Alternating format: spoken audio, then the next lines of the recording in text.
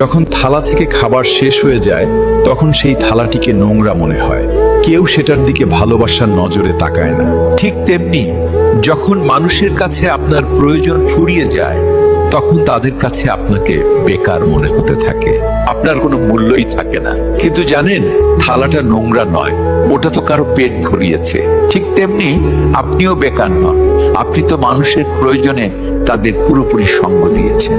আজ তাদের আপনাকে প্রয়োজন নেই, তাই তারা আপনাকে ছেড়ে দিয়েছে। তার মানে এই নয় যে আপনি বেকার।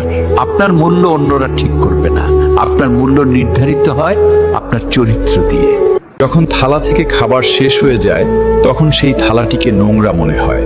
কেউ সেটার দিকে ভালোবাসার নজরে তাকায় না। ঠিক তেমনি যখন মানুষের কাছে আপনার প্রয়োজন ফুরিয়ে যায় তখন তাদের কাছে আপনাকে বেকার মনে হতে থাকে, আপনার কোনো মূল্যই থাকে না। কিন্তু জানেন, থালাটা নোংরা নয়, ওটা তো কারো